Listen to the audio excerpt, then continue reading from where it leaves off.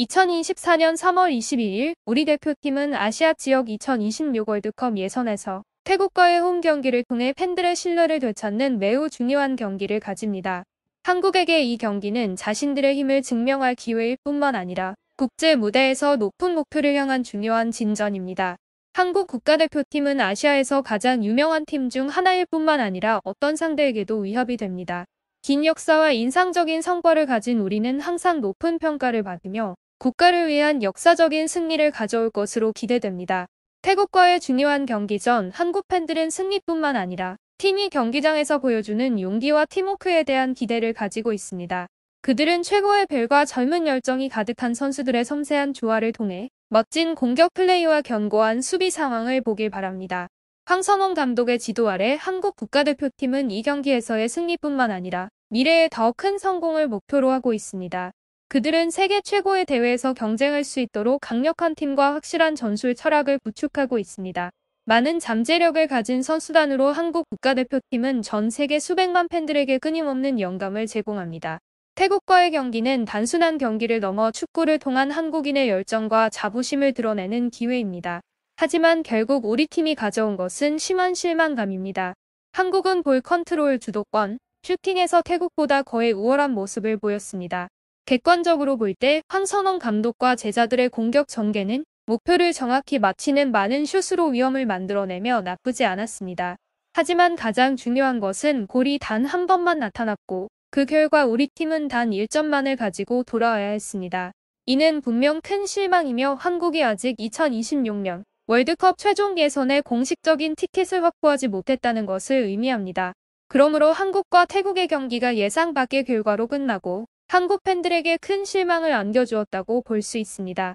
이것은 단순히 패배한 경기가 아니라 홈팀으로서 익혀져야 할 퍼포먼스였으며 단결된 플레이 부족, 형편없는 결정력까지 모든 것이 현재 한국 축구의 어두운 그림을 그렸습니다. 단결된 플레이 부족은 경기에서 한국 국가대표팀의 큰 약점 중 하나였습니다. 최고의 스타들을 보유하고 있음에도 불구하고 그들과 어린 선수들 사이의 조화는 여전히 많이 부족했습니다. 전술에 대한 이해와 합의의 부재가 선수들이 기대했던 것처럼 강력하고 효과적인 공격을 만들어내지 못하게 했습니다. 형편없는 결정력은 한국 국가대표팀이 직면한 또 다른 큰 문제였습니다. 25번의 슛이 시도되었지만 단 하나의 골만을 만들어냈습니다. 이것은 분명 현재 우리 대표팀에게 큰 문제입니다. 맛있는 기회가 있었음에도 불구하고 선수들은 그것을 활용해 골을 넣지 못했습니다. 자신감 부족과 높지 않은 전투 정신이 선수들을 쉽게 압박감과 걱정에 빠지게 하여 골 상황을 마무리하는 데 있어 효율성을 잃게 했습니다. 또한 이번 경기에서 한국 국가대표팀의 스타들도 최고의 컨디션을 보이지 못했습니다. 손흥민과 이강인과 같은 주요 선수들이 기대한 만큼 빛을 발하지 못해 공격력의 큰 부분을 잃었습니다. 2023 아시안컵의 실패는 한국 대표팀의 심리적 약화와 불안정에 기여했습니다. 팬들의 기대와 복수의 욕구로 인한 압박은 선수들이 집중하고 최선을 다하는 데 어려움을 겪게 했습니다. 이러한 문제들이 태국과의 경기에서 한국 대표팀의 부진한 경기로 이어졌습니다. 이러한 부진함은 팬들과 팀 모두에게 앞으로의 경기에 대한 많은 도전과 교훈을 안겨주었습니다. 3월 26일 우리는 이 팀과 원정에서 다시 만나게 되지만 오늘과 같이 설득력 없는 성능을 계속 보인다면 좋은 결과를 기대하기 어려울 것입니다. 한국 대표팀의 전술 조정도 큰 문제 중 하나입니다. 경기 동안 감독과 코칭 스태프는 신속한 조정과 협동 없이 여러 전술 변경을 시도했습니다. 이로 인해 팀의 안정성과 일체감이 손실되어 상대방이 이용할 수 있는 공간과 기회가 생겼습니다. 황선홍 감독은 전술 조정에 많은 어려움을 겪었습니다. 그러나 이러한 조정은 기대했던 효과를 얻지 못하고 팀 플레이의 혼란을 초래해 태국이 후반전 초반에 골을 넣을 기회를 제공했습니다. 황선홍 감독의 선수 교체 결정이 더욱 주목을 받습니다. 선수 교체는 팀의 신선함과 혁신을 가져올 수 있지만 비합리적인 선택은 라인업의 안정성과 효율성을 떨어뜨리는 원인이 됐습니다. 부적절한 변경은 선수들 사이의 협력을 방해하여 경기에서 팀의 성능에 부정적인 영향을 미쳤습니다. 어쨌든 황선홍 감독은 임시 감독이며 현재 한국 대표팀이 불안정한 상태에서 그에게 더 많은 것을 요구하기는 어렵습니다. 실제로 태국이 더 낫다고 할 수 없지만 우리 자신이 모든 면에서 심각하게 저하되고 있음을 보여주고 있습니다. 팀의 모든 구성원이 결과에 실망하였고 주장인 손흥민이 가장 속상한 선수입니다. 그가 얼마나 노력했는지 모두가 봤으며 이동하고 최선을 다해 결정적인 순간에 골을 넣으려고 노력했습니다. 하지만 팀 전체가 자신의 능력 이하로 플레이하는 날 모든 것이 효과가 없었습니다. 국내 팬들도 토트넘 선수의 뛰어난 능력만으로는 팀을 더 높은 수준으로 끌어올려 더 완벽한 축구를 할 수 없다고 생각하며 감정을 공유합니다. 손흥민이 기록한 골은 위치 선정, 상대 페널티 박스로의 침투, 그리고 상대 골대 정면에서 매우 쉽게 골을 넣는 능력에서 진정한 클래스를 보여줍니다. 하지만 앞서 언급했듯이 그것만으로는 충분하지 않고 팀장으로서 손흥민은 당연히 오늘 우리 선수들이 보여준 것에 만족할 수 없습니다. 이강인은 시작부터 바로 출전하지 않았음에도 불구하고 그를 가장 화나게 한 사람으로 알려져 있습니다. 그는 61분의 경기에 투입되었으나 특별한 인상을 남기지 못했습니다.